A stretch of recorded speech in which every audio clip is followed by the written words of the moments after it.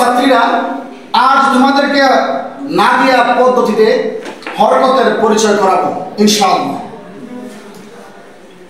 যদি কোনো হরফের উপরে এইরূপ তেসরা একটি টান হয় তার নাম জবর। যদি কোনো হরফের উপরে এইরূপ তেসরা একটা টান হয় তার নাম জবর। বলো জবর জবর জবর জবর। তাকে কোথায়? জবর দেখতে কেমন?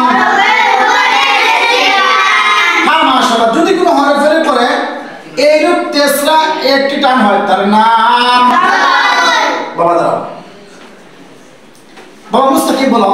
যদি কোনো হরফের উপরে এইরূপ তেসরা একটি টান হয় তার নাম জবর। তাকে কোথায়? জবর দেখতে কেমন? হ্যাঁ যদি কোনো হরফের উপরে এইরূপ তেসরা একটি টান হয় তার নাম মাশাআল্লাহ। বসো। যদি কোনো হরফের নিচে এইরূপ তেসরা একটি টান হয় তার নাম জের। যদি কোনো হরফের নিচে এইরূপ তেসরা একটি টান হয় তার নাম জের। বলো জের জের জের জের জের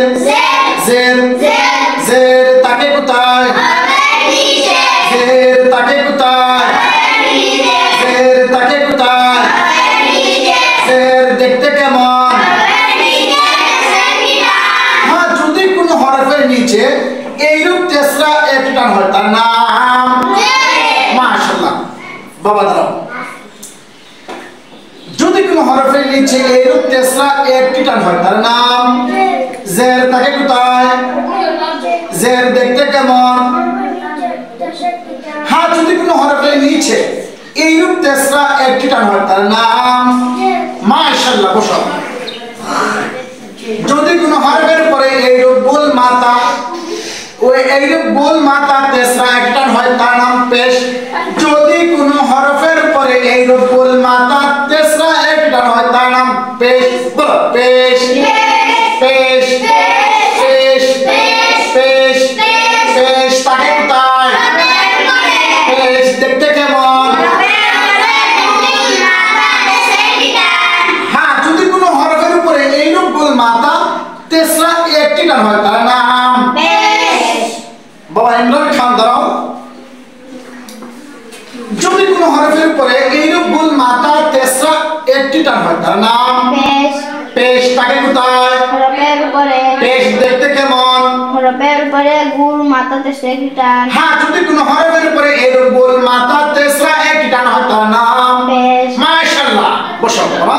এবার দেখো জবর জবর জের জের পেশ পেশ পড়ো।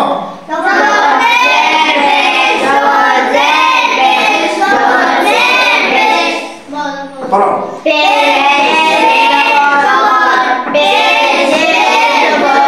বাস। জবর জের পেশের সুন্দর একটি নাম আছে বলবো। জবর জের পেশকে হরকত বলে। জবর জের পেশকে কি বলে?